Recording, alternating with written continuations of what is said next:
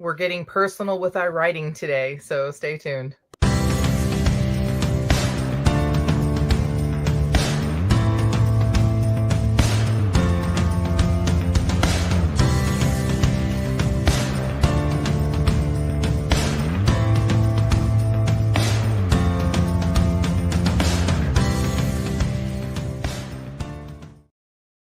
Welcome to the Christian Indie Writers Podcast, where we inform, encourage, and support Christian indie writers on their journey toward publication. I'm Jennifer Carl Tong, and I write historical Christian romance. I'm Christina Catane, and I write Christian fiction.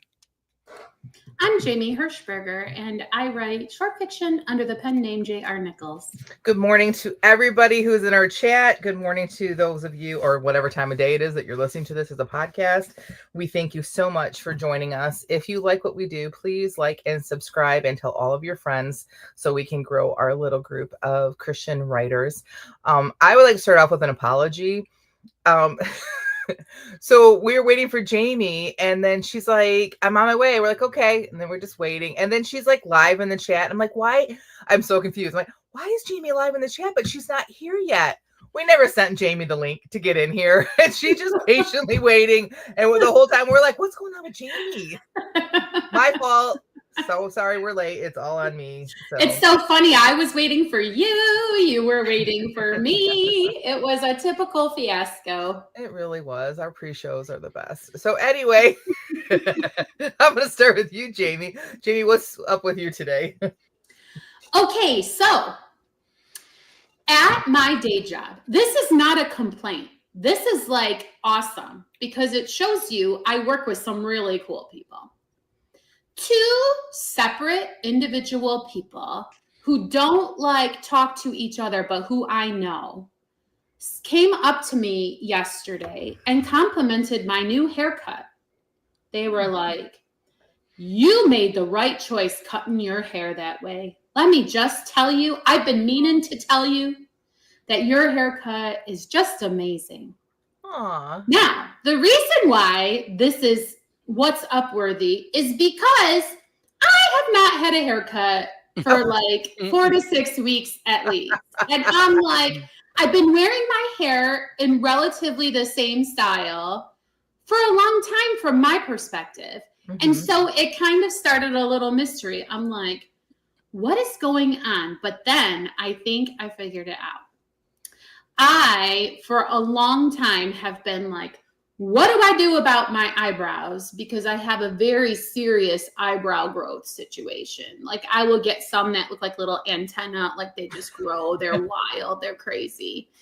And, you know, I've thought about going to someone to thread them. Once upon a time, you could go to the cheapo haircut place and also get a brow wax. Mm-hmm. But now you have to like go to the beauty bar or like whatever. Like it's a whole thing to figure out. So I just got myself a pair of tweezers and I just really only like this eyeshadow area cleaned out. I don't like them thinned out. I don't like them shaped real narrow or anything. And then I like trimmed. And I think they're seeing what I call my clean face because every time I do my eyebrows, I look like I just washed my face. Do you know what I mean? Like you cannot tell what I did.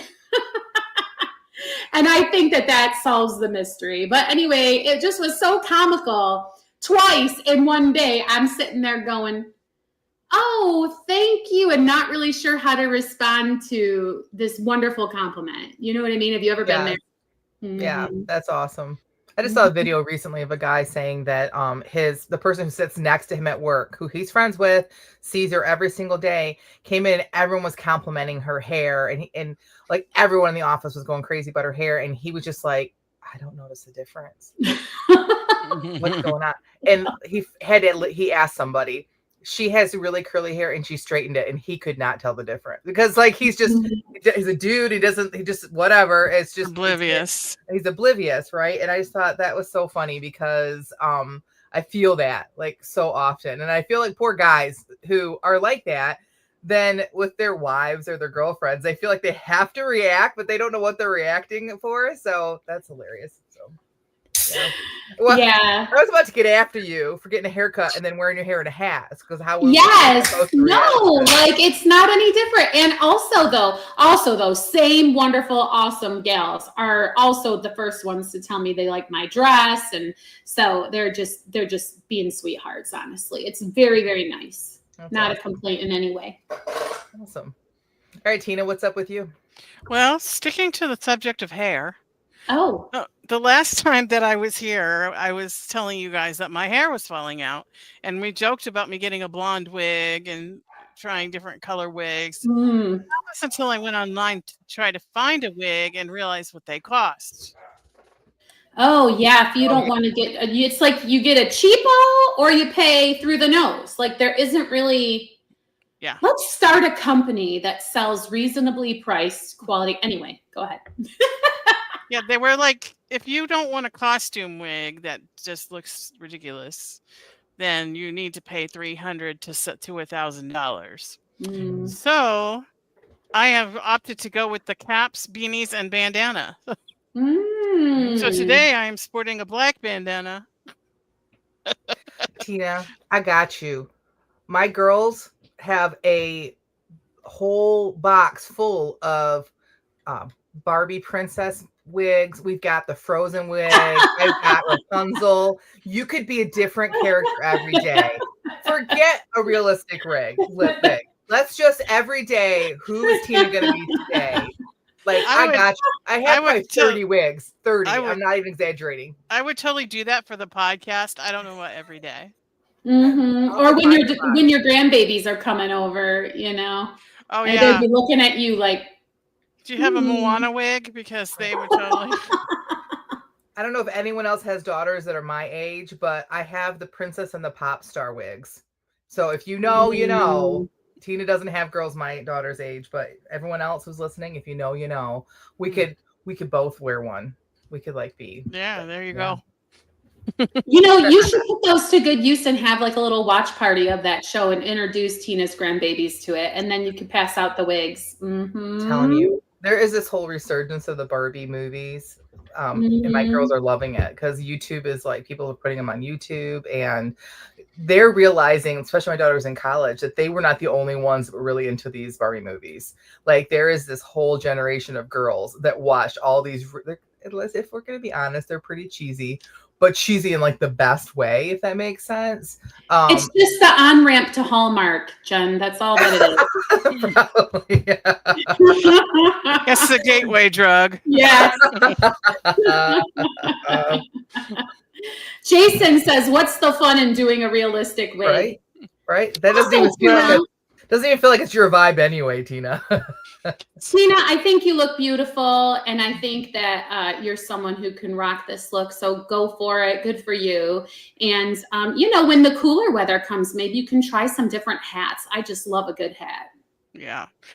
Luckily, I have a husband who never notices my hair, so there you go. I don't have to wear anything on my head when I'm just at home because he doesn't seem to notice that I'm almost bald. Or at least he doesn't say anything. Then I have to say I am not almost bald. It just feels that way to me. Yeah. Yeah. I gotta say though, there's something very classy about the scarf on the head. And I was gonna tell you that the other day. I don't know if it's like feels very Jackie O to me or something. I don't know. But I think it looks really cute. I have my little tail right here. Like I can. Yeah, I think you look adorable. And I'm not just saying that because you're my friend. I would say that just because you're my friend, but I really do mean it. And I discovered the secret to getting a silky scarf to not come off your head. What is the secret? So you know those things, you know those gator scarves, like they just went around your neck. I used to use them as masks during COVID and just pull them up. You put that on your head like a cap. That's what this is, the red. And it's then one the of silky those. sticks And then this sticks to that.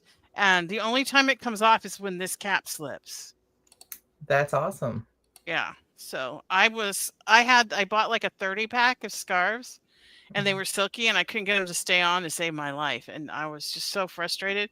And then I happened to come upon a YouTube video. I was trying to watch YouTube videos on how to tie scarves and stuff. And then I found the one lady saying, now this is what you're supposed to do is put this under it.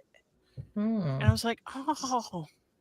I just dropped in the chat a link to an image of Rhoda from way back on the Mary Jane show, and then her own spinoff. And like, she was the one who comes to mind when you start talking about being classy but wearing the scarf. Mm-hmm.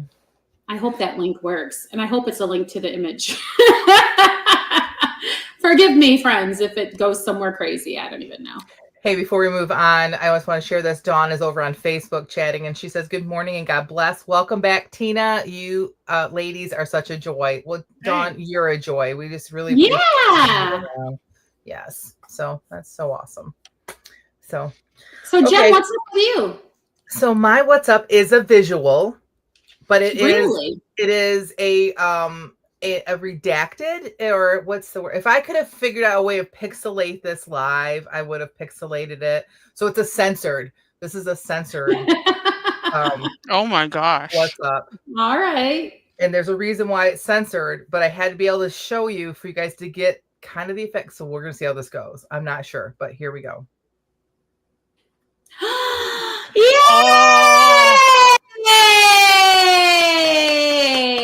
For those of you, happy for you. For those of you listening and not watching, I'm holding up a copy of Forgiving Sarah, and you can see the strip across there. It says not for resale. For those of you that haven't published yet, this is the author copy for editing that you get once you put your paperback into Amazon. And you can't do this with, I mean, I guess you technically could with Ingram Spark, but I just do it through Amazon and then I ship it over to Ingram Spark when everything's good. But the reason why I have to censor it is I have not done a cover reveal yet. And so I didn't want to spoil that, but I wanted to share with everybody here that, like, after all this time, it's here.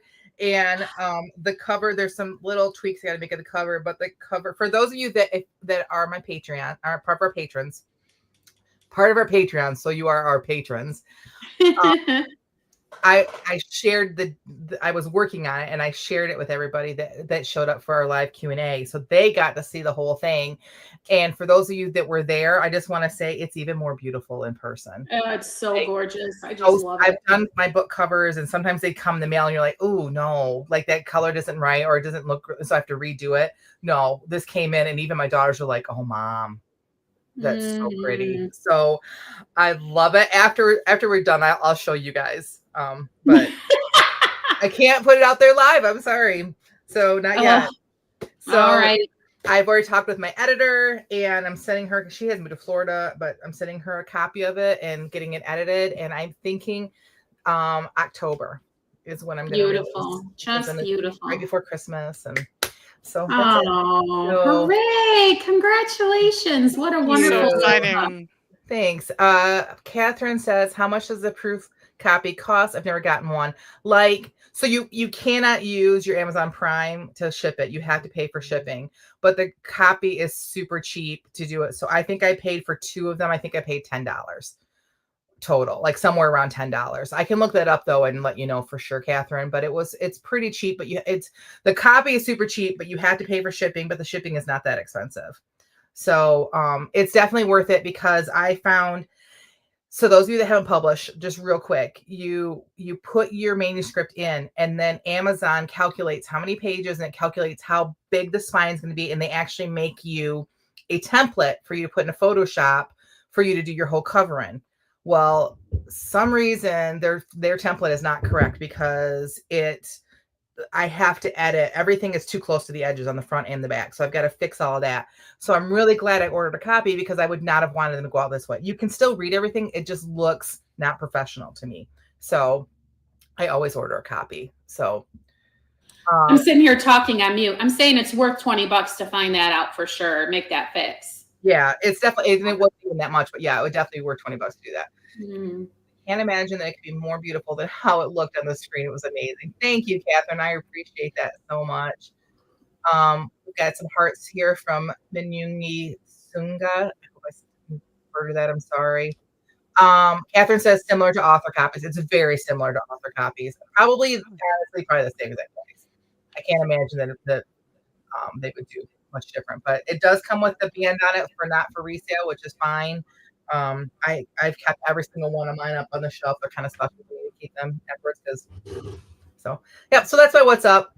So that's it. So moving on for the topic of today. Sorry it's taking us so long because we're running late, but today we are talking about getting personal, how to incorporate your own life into fiction. So ladies, let's start off first of all, like why? Why does real life, like why do we need to have it? Does it make great fiction, and why is that? Yes. Well, if you are a writer, you probably have a little bit of a philosophical bent to you. You've probably heard life imitates art or art imitates life, or however that, I think it's art imitates life. And so you do eventually start to recognize that every person is living a novel, right? Like, and almost every, old curmudgeon-y guy is like, I should write a memoir, because they think their own life has been so fascinating and full of ups and downs and twists and turns. And really, really it has, right? Yeah. And so this is where we think there's value for your fiction from real life scenarios. Right. Well, and it also adds to relatability because sometimes we want to read a fantasy that has nothing to do with real life, but still the characters still have the same types of emotions and face obstacles and are afraid and fall in love and all those things that are relatable. So even if you have the most out there fantasy ever, you still have relatable characters. It draws your readers in. It makes them authentic, right? Yeah. Like by giving them, yeah. It can also be for me, like there have been times it's therapeutic. This has been so hard for me to put this book out because I didn't really realize how much of this character was my mom. But there's also part of that is honoring to my mom's memory. So it's been helpful for me to in that way as well.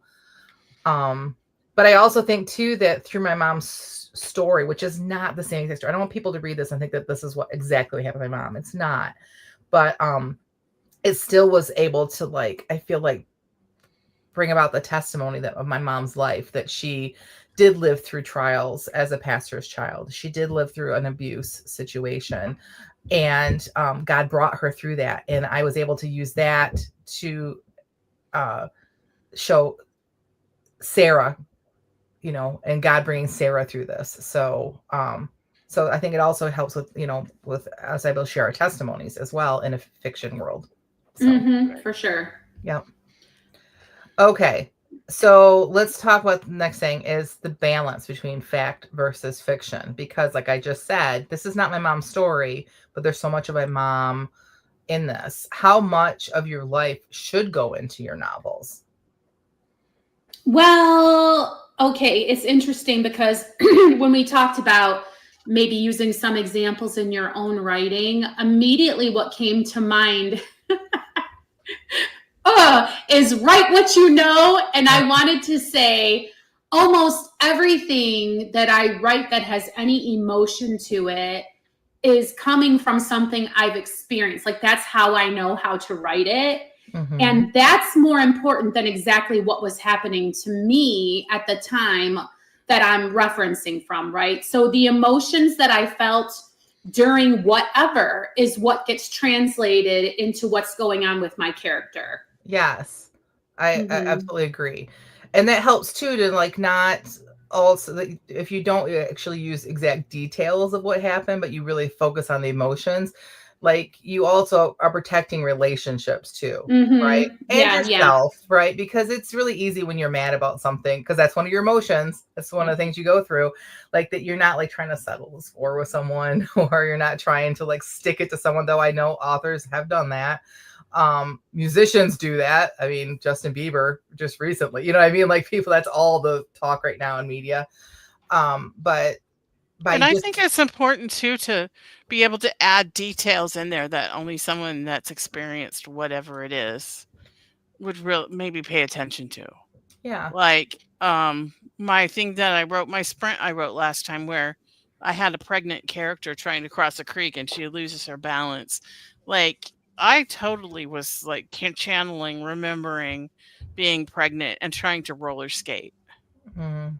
and not being able to do it. And I used to roller skate all the time. I was really good at it and I could not stay on my feet. So, like, Mhm. those little details when you've actually experienced something will make an experience in a book feel more real. So one of my Yes. main characters, Reverend Albright, is 100% pattern after my grandfather. Like I just, and he is in my mind when I'm writing anything about Reverend Albright, and I know that it has worked because after reading one of my novels, a good friend of mine who was very close to my grandfather, he was like a grandfather to her too. She called me and she's like, "Reverend Albright's your grandpa." Like she knew, she felt it, she saw it without me ever. So like the name was changed, the setting was changed, outcomes, all of like there was nothing about Reverend Albright that he experienced or was happening in the story that was my grandpa, but like the personality, and there was so much about who he was like in his person that I was able to use that to build that character and make him authentic.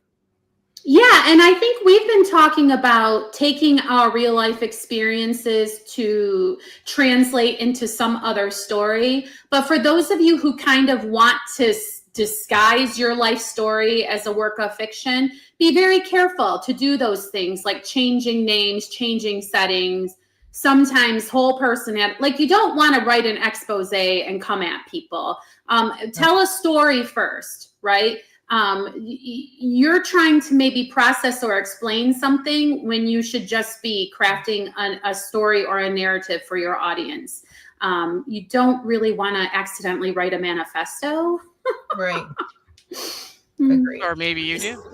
Maybe you do, but what's the signs that you're on the track of writing? Like, what are the red flags, Jen? Like, I mean, So these are the how do things you know? yeah, so like you can overdo it, right? You can make mistakes with this, right? Yeah. So if you find yourself when you're writing that you can't move forward because the story you're trying to make it mimic your own life and it can't get it to like be exactly like you want, then maybe you need to take a step back and realize that you're trying too hard to push this and let your story take over instead of your life taking over it. That would be one of the things I say is a red flag. I think you're right. Mm-hmm. Also, I think, like I was kind of hinting at, are you writing a diary? Are you processing and journaling, or are you writing a novel? And what would your reader feel? Would your reader feel like they found a copy of your diary and they're reading it, or are they on a journey and experiencing life through a different set of eyes in a novel? Right. And if you find yourself it's hard to edit. It's hard to cut scenes anyway because you put so much work and effort into it. But if you just cannot cut a scene because you feel like, well, then this whole thing doesn't work because of this one scene, or you feel just too emotionally attached to what you've written to get any criticism or feedback on it, then you might have put too much of your own self into the story. It might be time to take a step back and look at like how If much you of have yourself to put into it. publish it under an assumed name, can we? I mean, I think that there is some merit in writing for therapy, right? Like maybe Yes, you yes. just need to write for therapy, whether you sell it or not, whether you publish it or not. So again, like these are you don't take all of our advice. Maybe that's what you need to do. So I actually have done that. I wrote something and I put a fake name on it and then I put it out there. Jen Piper says in one of her books, a neighbor recognized one of the gremlins because of how she spoke. That's how Piper refers to her grandbabies. Mm-hmm. And it was the only part she styled after that gremlin, but it was there. Yep, That's so that's funny. awesome. That's great. You did a good job then. Yep. Catherine says she did give a character a chronic illness, my symptoms, meaning Catherine's, and a couple of her experiences, but she had a different illness. See, that's Right. perfect. So, yeah. Yeah, I think that's perfect. That's how you do it. Don't Agree. All right. So what are some techniques that we can use for fictionalizing our personal experiences? tell it from a different point of view instead of telling it from your own point of view. Try to come from someone else, different lens. Yeah. Like you can change the gender. or like the age. Like it could be if you experience this as a teenager, you could make it somebody like who's in menopause or something. Change it completely like that. Yeah. Well, that's a trauma in itself. So there we go. Yeah. Wait, the teenage years or menopause? Yes. Menopause. You I heard this lady say yesterday that that estrogen is the hormone that makes us nurturing and want to take care of everybody, and then when you hit menopause, the estrogen starts to disappear, and suddenly you're going, "Wait a minute, why am I doing everything?" I can see That that. is relatable. But then the grandbabies come, and then you're Yeah. like bring it on again. Like it's a whole different thing, right? So Yeah, there's nothing better than grandbabies. yeah. You can also write as like the dog, right, Tina? Yeah, exactly. Yeah, right from the point of view of the dog or some sidekick character that's hanging And around. that chapter will be the fan favorite, like that one chapter from the dog's point of view. That's awesome. All right, So, what else can we do? Yeah, now on kind of the same vein, you can blend like you can take a whole bunch of people and turn them into one physical amalgamation person, right? So let's say you don't want to write the point of view of a dog because you don't want the person to be a dog that is acting, but you want kind of that personality. Well, you could give a human character the dog personality, and then you can also throw in a little bit of like maybe this character is a fashionista. So now it would have been the point of view of a dog. Instead, it's this new character that you created from traits of several other different real or fictional people. Yeah. If you've read my book too, Mrs. Caffey is a blend of my grandmother, and my aunt. Neither one of them. She's not either one of them, but it's a mixture of different experiences I had with the both of them, and just the things that like just the quirks in their relationship, the panning on the knee and that kind of stuff. So yeah, I think that's a great thing to do too. And if you like to people watch and you pick up like that person has like this really great quirk and this person has a really great way of speaking and this person I really like the way they carry themselves, and you can just take these little things that you notice about people and put them all into one character. Yep. Yeah. Agreed. Love that. All right, my next suggestion would be is to take the character or the event or whatever your experience is and put it in a completely different spot.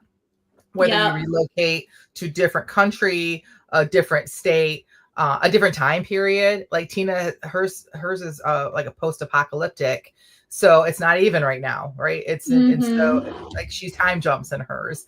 I time jump in the opposite direction. I go back in history. So by doing that, again, this is not your life. Like my life is not set in Lansing, Michigan, in 1919. So that's a way of doing it as well. Well, and I think that harkens back to our red flags. If you hear us saying this and you start to say, no, I couldn't do that because it wouldn't work for this or that reason, you might want to investigate whether you're trying to write about you or whether you're trying to write a novel, right? Right. So this is pretty dark, but like let's say you're trying to write about having a spouse that cheated on you electronically, like using a computer and and like that. Like you could take that and put it in 1919 and it would have been a brothel instead, or like in the Old West or whatever.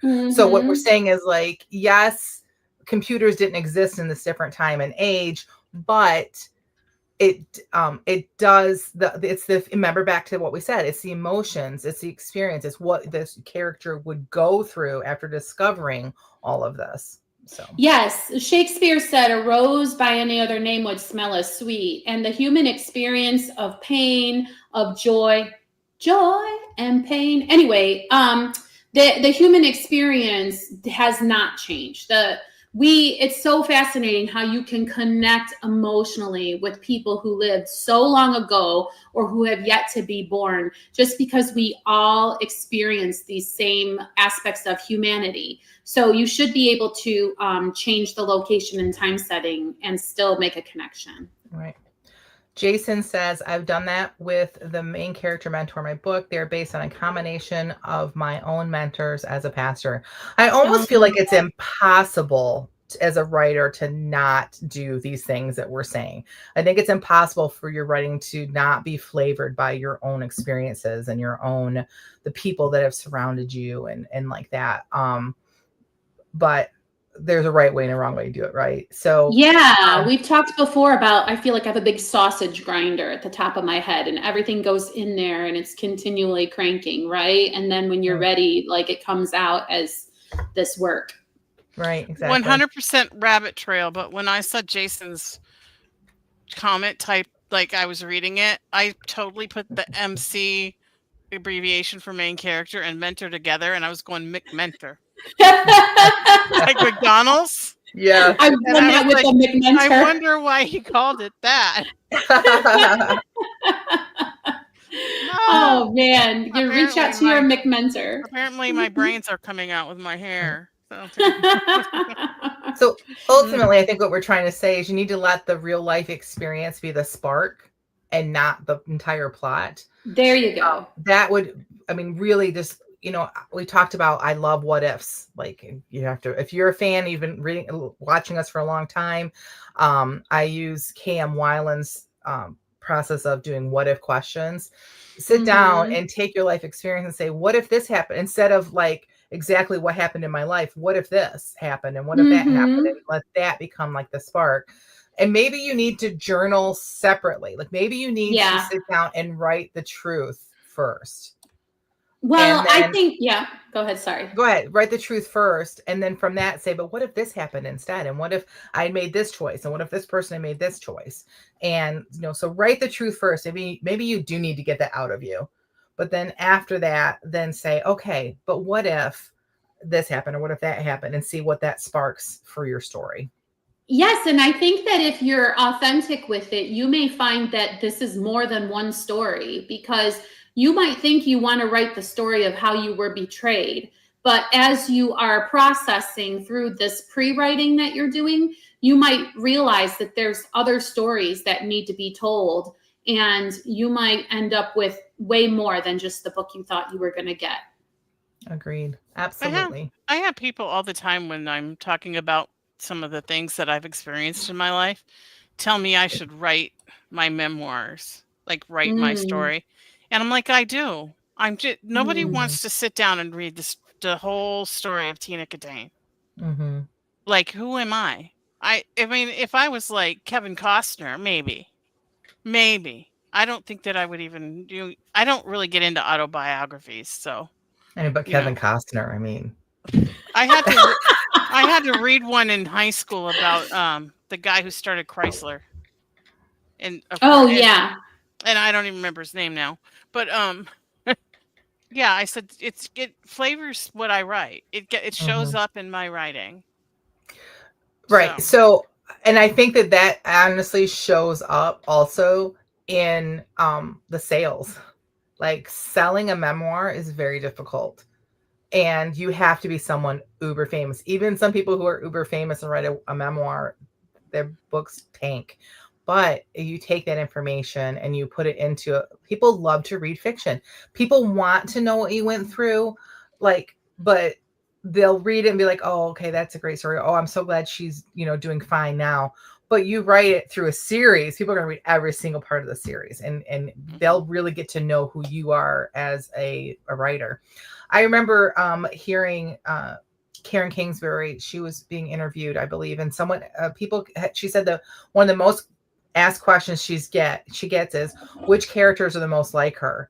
And she did mention a series. It's her Time to Dance series. She feels like those two characters are most like her and her husband, but that exactly what I feel. She feels like that there's a little bit of her in every character.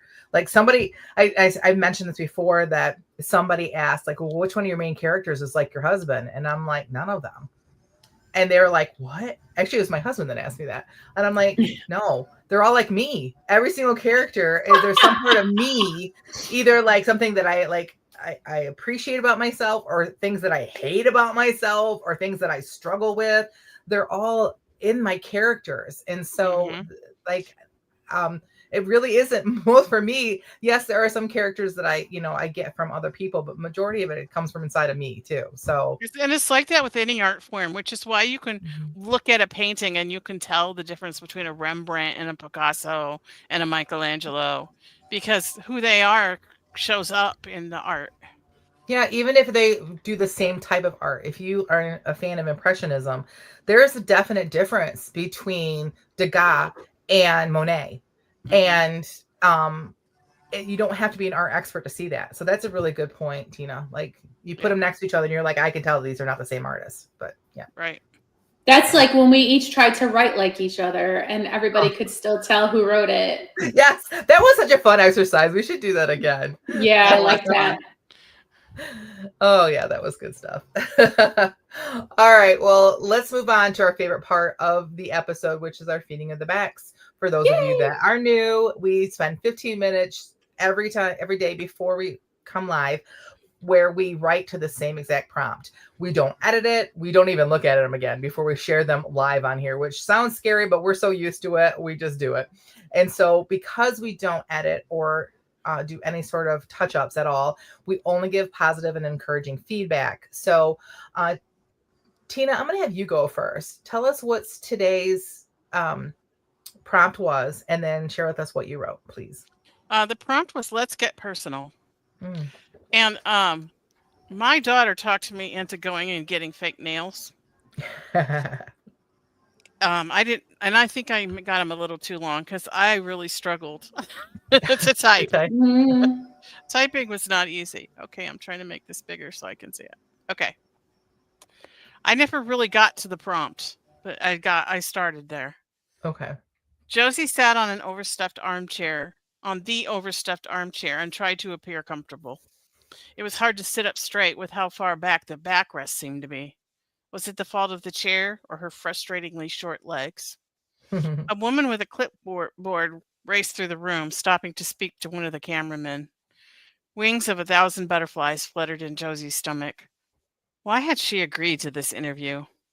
Billy had convinced her it would be a good idea and would bring attention to her cause. She was doing it for the children, she reminded herself. But what if it goes horribly wrong, she'd argued. No such thing as bad publicity, he'd quipped, then gently added, you will probably be surprised by the number of people who have been through the same thing as you and will step up and support this bill.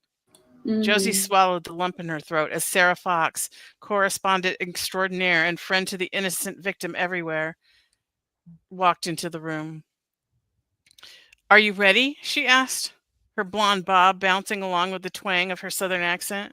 How many times had Josie watched her show, watching that bob bounce when Sarah got heated up and angry about an injustice she was highlighting? Action, the woman with the clipboard called, and Josie stiffened, feeling like a deer in the spotlights that she swore would not only blind her, but also melt all the makeup the girl with the purple pixie cut had so expertly applied, till it ran down her face and made her look like a weeping clown. Welcome to the Sarah Fox Show. Today we are talking to Josie Wells, the girl behind the bill that would make chemical castration mandatory nationwide for any loser who has the gall to touch a child inappropriately. And then the timer went off. Wow, that's a great place for the timer to go off. Shattering moment. Yeah, like that's done. Like you don't have to write anymore. We're already like, yes, I'll vote. Yes. Yes. Where's my ballot? Like my whole plan was to get her in the interview and have the guy to go, okay, let's get personal. Never got there, but there you have it. Yeah. Purple pixie cut was great. The makeup sliding off, like so many little details packed in there in so few words to like put you right in the scene. Hashtag relatable about short legs and couches that are made for people with long legs. And you go on those interview sets and it's like, yeah, I can imagine you'd be completely uncomfortable. Way to capture a moment, The thing that got me was the Southern accent because of my background in media. I was like, no, you don't keep your Southern accent. Like you have to, but then I was like, no, but if you're like someone like, who's that singer that is got a talk show? Oh my gosh. Kelly Clarkson. Yeah. Mm-hmm. Like she, like yeah, if you're like that, like you can have whatever accent you want, right? And people Mm-hmm. love so then all of a sudden like that character was real to me. Does that make sense? Like just that little bit of Yes. information, then all of a sudden like this is a real talk show to me and this is a real thing. There's So like a real lady that has a show that like she's like an ex person who charges people. What do you call oh, it? ex-lawyer. Yeah, I know who you're talking about. Not a lawyer, but DA. she works for the The state, and she would, DA. yeah, district attorney, and she's like that. Like she's got Yes. this really strong personality, and I kind of Mhm. stole her personality a No, little that's bit. totally fine. Totally. Yep. Because that would Yeah. become her brand, part of her brand, right, Jen? Yes, exactly. So, yeah, well done, Tina. Really well done. Very well Thanks. done. All right, I'll go next. So, this we're back in Marnie's world. So okay, Mr. Boss pulled the car to a stop in front of the most serene-looking two-story home Marnie had ever seen. The pale blue wood siding and white shutters spoke to something deep within her soul, and she felt herself physically exhale. Little white roses climbed an arbor next to the front door, and the scent drifted toward her, beckoning her to take another deep breath. In, out, breathe. So caught in her own thoughts, she hadn't noticed Mr. Boss standing outside her door until he opened it. But she wasn't startled. Possibly for the first time since meeting him, his presence did not unnerve her. He opened the door for her. I hope you're hungry. Lunch should be ready by now. Lunch? Of course, somebody as rich as Mr. Boss would have a chef waiting at his Airbnb. Marnie was just about to say just that when the door to the idyllic house opened and a woman walked out. She was tall, much taller than Marnie, with short blonde hair. She wore a pair of khaki colored capris and a white button down shirt, simple but elegantly casual, not at all what one would expect from a hired chef. As she drew closer, her kind face wrinkled in a warm smile, her age showing around her eyes that had seen much joy in life, Marnie mused. She was beautiful for an older woman, and something inside Marnie felt a little embarrassed standing there in her old concert t shirt and cut off shorts. I'm so glad you're finally here, the woman said, pulling Mr. Boss into an embrace. This wasn't the hug of an employed chef, but it wasn't until Mr. Boss pulled away that it became crystal clear. Mom, this is Marnie. 3, 2, 1. Yay! I pictured like Diane Keaton. Okay, yeah. Just very classy and elegant. Yeah, I like this. So this is farther in the story. This is they're going to Marshfield. If you remember the last thing I wrote, the boss yeah. said I want you guys to go to Marshfield the video. Ah. I love the end where you find out it's his mom. I kind of rush things like we always do. I want to know if the mom cooked or if they do also still have a chef. But how interesting meeting mom and she's already met dad. We're making sure things move right along. I love it. So when I wrote Marshfield in there, I knew I was going to be writing this character because when I was at Boston University, I worked in the law school alumni office as my work study. And there was a woman there that was the secretary to the head of the department, who was this woman. She was just a kind, grandmotherly, but very elegant, very Diane Keaton-ish, but even more, I think, classy and even more like quiet, kind of like just gentle spirit. And she invited, my friend Maggie worked there as well, and she invited us to her house in Marshfield. And so I don't remember how we got there, honestly. We didn't have a car at that point. But we went down there and her son we got to meet her son, and they had this home on the beach. Like it was just a simple, but I'll continue writing this scene, but I just loved this woman. She's probably gone now because she was probably late 60s 30 years ago, so she's most likely gone. But yeah, she's gonna be this character about like just so anyway, so again this is what we're talking about today, is taking your experiences, and it's not going to be very good, but yeah, so yeah, and it's going to be the same, maybe house, sort of like the same. Oh yeah, like, I'm writing it everything like this, and how I felt at her house is how you already hinted about the embarrassment of how you're dressed, right? Yeah. Yeah. Very good. All right, I have a couple things to confess before I read mine. Okay. First of all, I was confused and I wrote to the wrong prompt. So oops. Did you write the next week's prompt? I did. I don't know how you caught me. So moments that matter, which is the prompt, which doesn't matter because I don't even know what I wrote. It does not match. Also, I set my timer for 15 hours instead of 15 minutes. So you're reading us a book. No, actually, I only went over by, I think, 3 minutes. Because when I'm like, the timer hasn't even gone yet. And I went to go turn it off, and it was at 14:42. So I guess I went over by 3 minutes. And it's not even long. So obviously, this was slow coming out. Okay? All right. All right, here we go. We used to come here together, I said to you, as if you sat next to me in your still, quiet way. You really enjoyed the people watching. I watched the people myself and grew bitter at their nonchalance.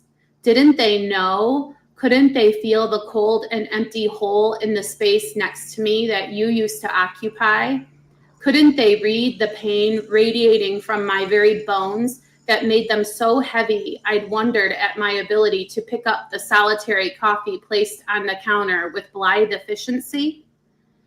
Samantha would have noticed. She would have said something. I told you.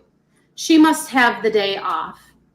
I took the lid off my flat white to blow it cool and missed your murmured, careful now.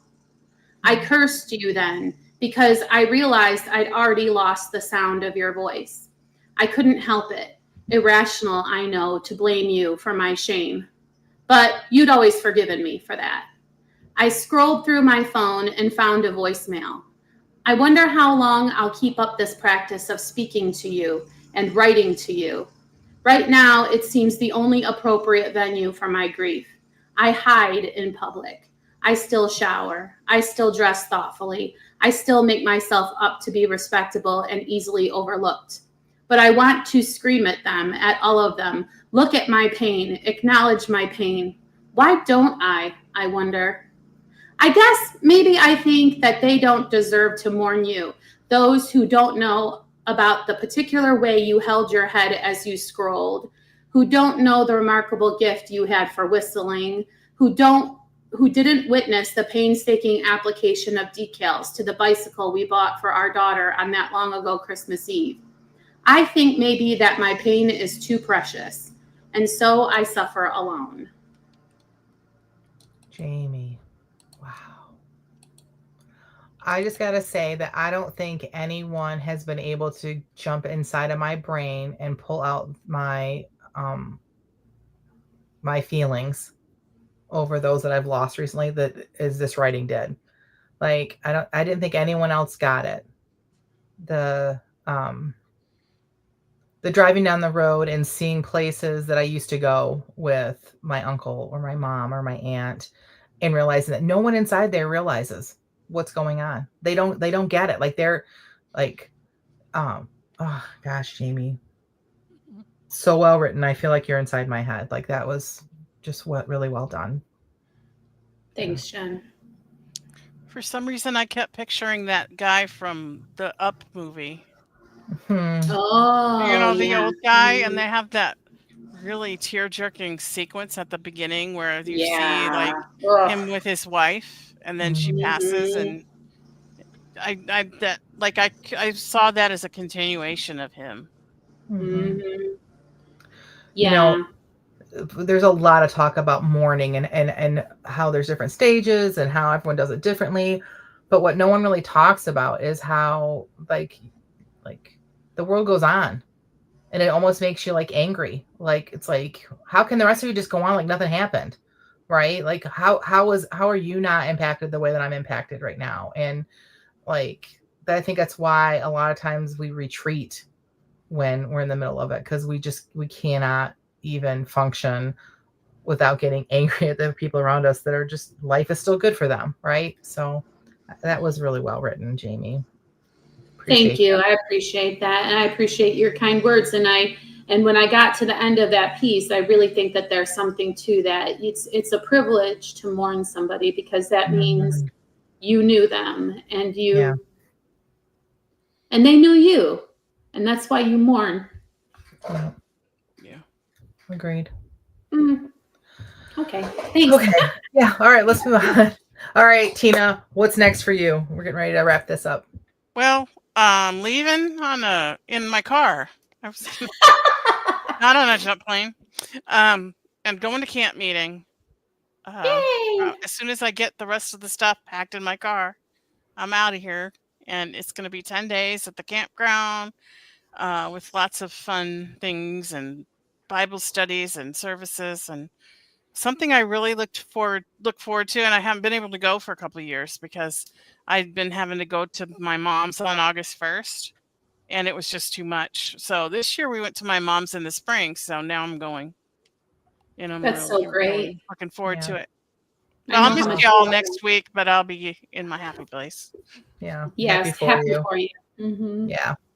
My next what's next is I gotta fix the book cover and get my book in the mail to my editor and start planning my launch. So that's next for me. What about you, Good Jamie? for you. I do not know. Still hoping I'll maybe catch a bug and start back up with the writing, but I enjoy writing for you guys on Friday, so I know I'll be doing that. And we enjoy reading it. All right, for those of you that are listening or watching us right now, why don't you head on over to our Facebook group and let us know what's next for you so we can encourage you and each other. But until next week, may your pen be prolific and may your deadlines be met.